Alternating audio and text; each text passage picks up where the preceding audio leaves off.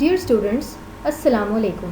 I am your teacher, Mrs. Aksa Kamal, Assistant Professor of English from Government Degree College for Women, Dubai Mahal Road, Bahawalpur. I welcome you all in this online lecture and wish you joyous and safe summer vacation.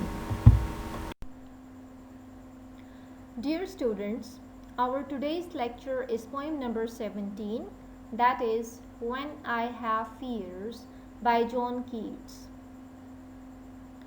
Before going towards understanding of this poem, it is important to know about the poet. The poet John Keats was born in 1795 and he died in 1821. John Keats has written this beautiful sonnet in which the poet has mentioned his fear of untimely death. He knew that his mother and his brother got TB or tuberculosis, which was an incurable disease in those days.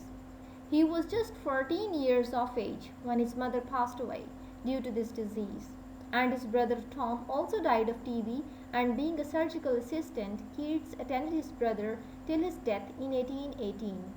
After his brother's death, he himself got TB and knew that he would die an early death, and he died when he was just 26 years of age.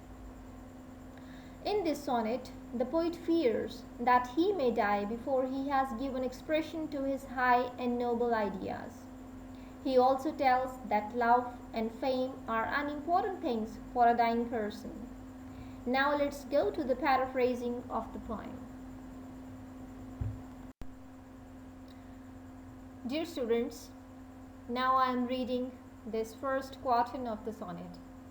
When I have fears that I may cease to be, before my pen has gleaned my teeming brain, before high-piled books in charactery hold like rich garners the full ripened grain.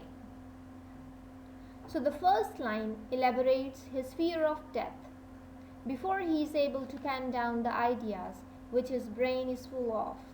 He does not want to die because his brain is full of ideas and novel thoughts, and he wants to capture all his thoughts and ideas in writing.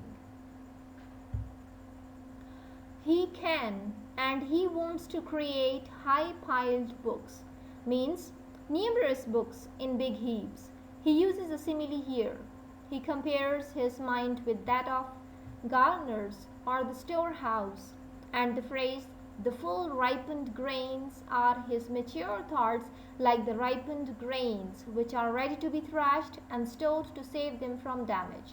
In the same way, the poet wants to save all his thoughts in written form before he gets helpless in the hands of death. Now let us see what these lines tell us. When I behold upon the night's starred face huge cloudy symbols of a high romance, and think I may never live to trace their shadows with the magic hand of chance. In this second quatrain of the sonnet, he uses imagery that appeals our senses. Like the night's starred face brings the image of night in a crystal clear form before our eyes. He gets upset on seeing the face of night full of stars because he can trace the unlimited symbols in them, but gets afraid of death and expresses his helplessness that he may never live to trace these shadows in his poetry. The poet himself knows that he possesses a powerful and vast poetic potential, but due to his expected or approaching death, he is unable to reflect all the themes and images or symbols in his poetry. Dear students, the third quatrain is followed by a closing couplet, and I take its reading. And when I feel, fair creature of an hour, that I shall never look upon thee more, never have relish in the fairy power of unreflecting love, oh then, on the shore of the wide world, I stand alone and think, till love and fame to nothingness do sink. So in the third quatrain, he addresses his beloved and says that he may never live long to enjoy her love. He feels himself to be a solitary spirit. Fame and love are nothing to his lonely soul, because both of these are short lived and unimportant for a dying person. In the end, I say you thank you, with the hope that you would have understood it. Take care. Allah Hafiz.